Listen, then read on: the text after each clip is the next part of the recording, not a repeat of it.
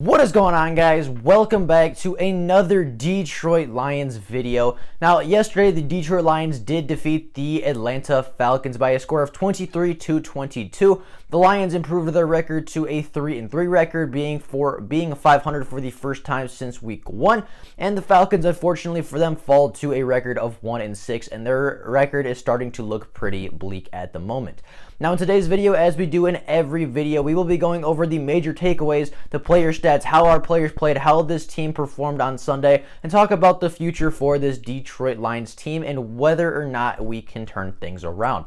Now, before we do get into the video, if you are new to the channel and are enjoying this Detroit Lions content, consider liking the videos and subscribing to the channel. It only takes 2 seconds out of your day to do so. It helps me push this channel out to Lions and NFL fans alike that would enjoy the content as well. So if you could do that, just take 2 seconds out of your day to do that. I would be greatly appreciative and it would help the channel out a ton. But with all that being said, let's get into talking about these major takeaways because there are a lot from this game and we have a lot to talk about.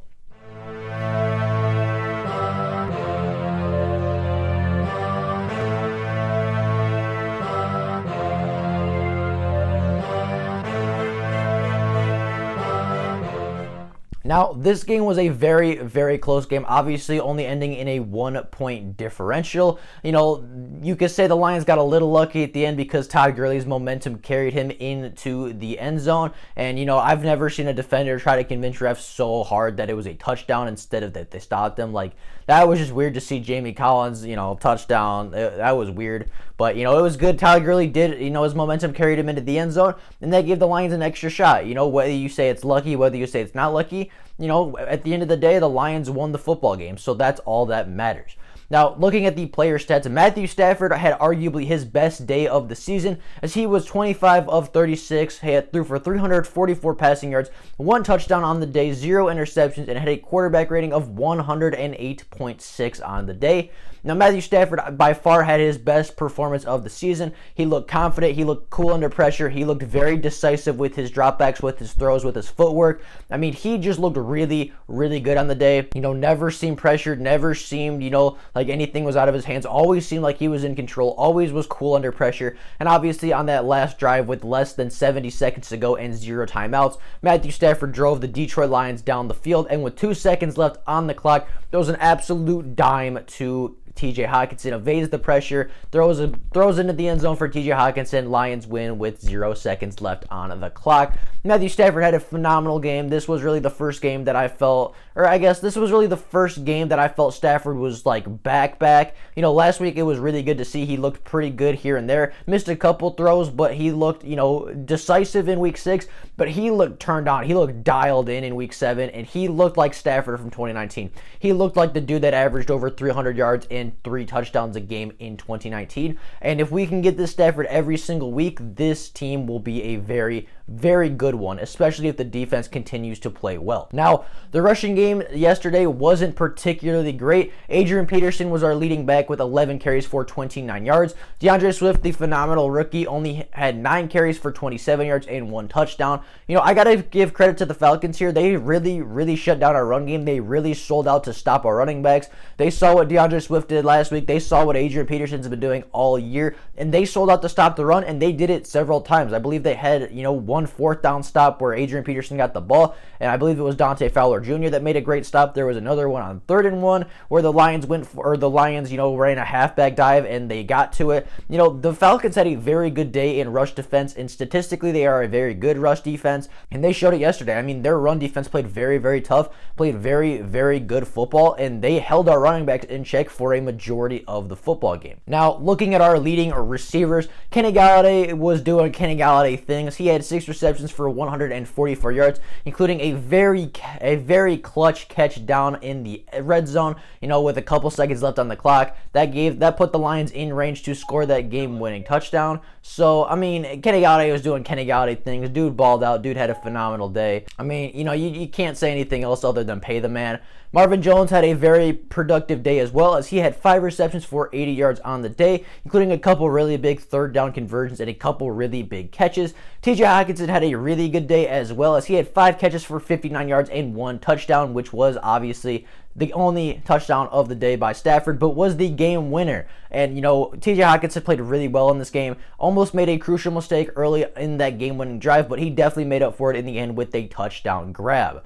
Now, the defense overall, I actually thought played fairly well throughout the game. They allowed 338 passing yards and 1 touchdown through the year, which is okay, but considering you're going against the second best passing offense in the NFL, that is not a bad day by any means, and only giving them 1 passing touchdown on the day is not a bad stat either. The Lions' rushing defense over the past 2 weeks has really stepped up tremendously. They only gave up 66 yards on the ground yesterday. They did give up 2 touchdowns, but the last 10 of those yards and that last touchdown are ones we wanted to give up, ones that we wanted to give Gurley, because that put him in the end zone, and that gave the Lions an opportunity to go down and score and win the football game. So, that's the second game in a row that they allowed less than 70 rushing yards on a game. The run defense has been phenomenal coming out of the bye week. It was really good last week. It was really good this week. And Todd Gurley is not an easy running back to stop. Todd Gurley has had some really good rushing days with the Atlanta Falcons, and he is not an easy running back to stop. He is a very, very talented back. And the fact that we held him to what we did, obviously we only held the team as a whole to 66 rushing yards on the day once again. The rushing defense is looking really, really good coming out of the bye. I don't know what's changed. I don't know what the Lions are doing differently, but they need to keep doing it, because this Jacksonville game and this Atlanta Falcons game, the run defense has been elite in these past 2 games, and that has really been a huge factor in why the Lions have won the past 2 games. Now, the defense did have 2 sacks on the day, both of them coming from Romeo Okwara, the best pass rusher on the team right now, or the most efficient pass rusher on the team. He did force a fumble as well, as he did have 1 strip sack. Trey Flowers did recover it, and that was a huge momentum swinger in the game as well. That also helped the Lions win the game. So, those were kind of my player stats. Those were kind of the major impact guys. I thought the defense played well overall. I thought the offense played well overall. I thought it was a pretty good team win. And obviously, the special teams was phenomenal once again. That was one of the things that I noticed right away, is that this special teams, they didn't really have a lot of work last week, but this week they played really well. On kickoffs, they rallied to the ball. On punts, they got down and they pinned pretty much every punt Jack Fox had within the 15-yard line. This special teams played very, very well in week 7, and they were a huge part in field position. They were a huge part in helping this team get a victory as well. And overall, I just thought it was a very, very solid team win for the Detroit Lions, even if it did need a little bit of luck. Now, my major takeaways from this game, my first takeaway is that this defense can be a really, really good one. I know last week we saw it, they had 2 takeaways and they looked really good, and everybody was like, oh, well, it's the Jacksonville Jaguars. Let's see what happens when they face a real defense. And they only gave up 22 points to the Atlanta Falcons, and you might look at the Falcons record and say, okay, well, what's impressive about that? The Falcons had the second best passing offense in the NFL before yesterday. They had a pretty decent rushing attack as well, and the Lions shut down the weapons. The Lions did not allow the big play. The Lions held the Falcons offense in check for a majority of that game pretty much. And, they played really well. And if the defense can play like that against an Atlanta Falcons offense that has put up 40, 30 points numerous times throughout the season and is obviously, as I said, one of the best passing offenses in the NFL, this defense could be really good. We already talked about how good the rushing defense is, how good it has been since the bye week. And, if this defense is going to just continue to grow, continue to get better, and whoever's calling the plays, whether it be Matt Patricia or Corey Unlin, they need to keep doing what they're doing, because, yeah, I have a couple problems here and there, but overall, I think the defense has stepped up tremendously in these past 2 games, and they have played very, very well. And if they can do that against an elite passing team, I think they can play really good defense against almost anybody in the NFL from here on out. Now, my second takeaway from the game is Kenny Gallaudet needs to get paid. He needs the bag. Kenny Gallaudet was the player of the game. He was the game's MVP. I know Matthew Stafford had a phenomenal day, as I said, probably his best day of the season, but Kenny Gallaudet just was doing Kenny Gallaudet things. Like I said that earlier, there's no better way to put it. Kenny Gallaudet made so many amazing contested catches. There were so many where he was getting hit in the air and still came down with it. He made a clutch catch with 2 seconds left in the game, or, made a clutch catch, and that set the Lions up to score with 2 seconds left. He played so well. He made so many impressive catches, so many impressive grabs. If we needed a first down, it was Kenny Gallaudet time. They threw it to Kenny Gallaudet. Whether the man was double covered, single covered, it did not matter. Kenny Gallaudet was coming down with the ball every single time, and the corners couldn't do anything. The corners sometimes even had good position on Kenny Gallaudet, and he still, just jumped over them and made the catch. Kenny Gallaudet is a monster. Not quite Julio Jones, I'm not going to say that. I'm not going to say he's quite a top 3 wide receiver in the NFL, but he is getting up there, and if we do not pay Kenny Gallaudet soon, every game that goes by, the price tag is getting bigger and bigger and bigger. That price is just inclining steeper and steeper. The longer we wait to pay Kenny Gallaudet, the more money we're going to have to pay him. So if you're the Detroit Lions, you're going to try to get this contract done as soon as possible, because if he keeps showing out like this, we're going to pay Kenny Gallaudet a lot of money. So give him the bag, give him his money. He earned it. He deserves it. He was the player of the game yesterday, and he is one of the major reasons that we were in a position to win the game in the end. Now, my third takeaway, Stafford is back. We talked about it a little bit earlier. Stafford had a phenomenal game. I mean, I saw maybe one football that got away from him, and that was the deep shot to Marvin Hall, where he was just taking a shot early, let it a little far on purpose. Either Marvin Hall gets it or nobody gets it. I don't necessarily mind the decision. I don't necessarily mind the throw. Obviously, you want it to be so Marvin Hall can catch it. Obviously, you want it to be so, he can get under that football. But, other than that one throw that maybe got a little bit away from Stafford when he threw it, I didn't see any really big mistakes. I didn't see him really make any stupid decisions. I didn't see him make any dumb throws or any bad throws. I mean, he looked really decisive, really confident, really cool under pressure. He made some really, really amazing throws in that game, especially the one to Kenny Gallaudet late, where it was maybe inches above the linebacker's fingers. I mean, there was one earlier in that drive where he put it between 4 different defenders, and I believe it was TJ Hockenson that went up and got the ball. Like, he made some phenomenal throws in that game, and Stafford, if he can continue to play like that, if he can continue to play with that confidence, that poise, that determination, that just decisiveness, that, he got the ball and he knew where he was going with it, and it looked really, really pretty when he threw the ball. I mean, if we get that Stafford every single week, I mean, no opponent is safe. Yeah, you could say the Lions might not be a great football team. If Stafford plays like that, no opponent is safe any given Sunday. I don't care if it's the Super Bowl winning Kansas City Chiefs or it's the 0-16 Cleveland Browns. Every team should be on watch for Matthew Stafford, because he looked really, really good in this past game. Another takeaway I had was that this team in this Detroit Lions can be a really, really good one. I wasn't quite convinced after the Jacksonville game. I thought, yeah, that's great that they dominated a team they should have, but what are they going to do against a Falcons team that has a really explosive offense and a defense that looked much better? I mean, the Lions showed up, and the Lions played a good football game. I mean, yeah, you could say, oh, they shouldn't have won, they got lucky, but the Lions played a really good game, and yeah, the defense might have given up a couple plays they shouldn't have. Yeah, the defense made some mistakes. Yeah, the offense made some mistakes, but the players on this football team are really, really talented, and you could say, yeah, Todd Gurley fell in the end zone, that was lucky. You cannot take away the fact that Matthew Stafford had a phenomenal final drive to put the ball in the end zone.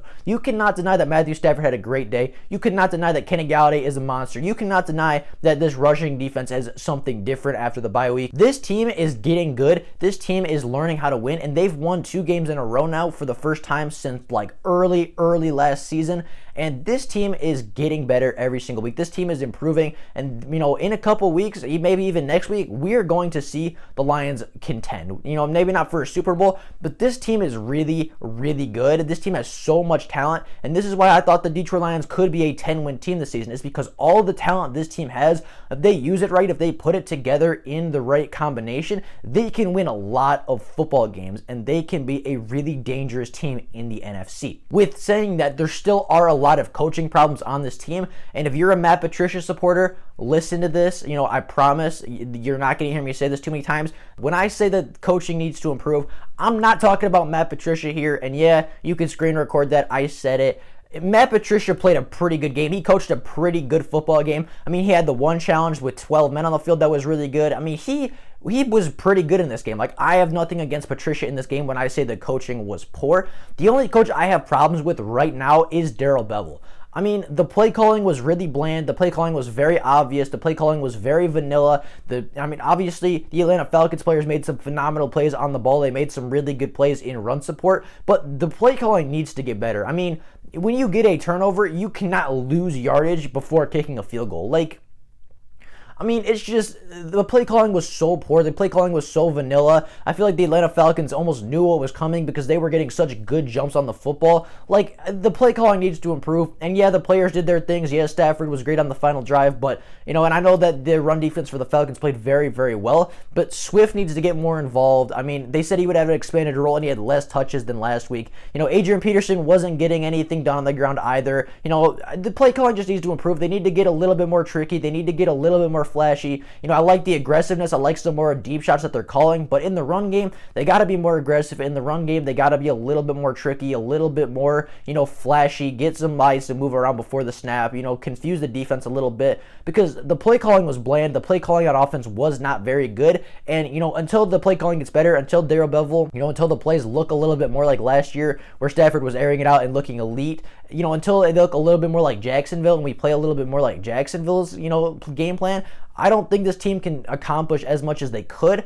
I think that if the play calling gets better, if Darrell Bevell starts calling some good football games, if he starts calling good plays as an offensive coordinator, this team can be really, really good. But from everything I've seen from Darrell Bevell this season, he just doesn't call the same plays. He's not the same offensive coordinator. Last year, this offense looked really, really good, and they looked really explosive. They had a lot of trick plays. They had a lot of, reverses, and they had a lot of, flea flickers and stuff, and some really tricky things. And this season, it just doesn't seem like the Lions are doing that. It doesn't seem like they're as tricky. It doesn't seem like they're as explosive or as dangerous, that they're going to maybe do a double pass, or they're going to, hand it off but then pitch it back to Stafford, or it just doesn't seem like it's that, tricky. It doesn't seem like it seems way too predictable this season by Darrell Bevell, and that absolutely needs to change. Those are my major takeaways. Those are my major things for this game. This week was obviously good. The Lions are on a 2-game winning streak and are obviously 500 on the season. Next week will be the test. I mean, obviously it's great we won 2 games back to back. The Falcons are a very good football team, even if their record doesn't show it.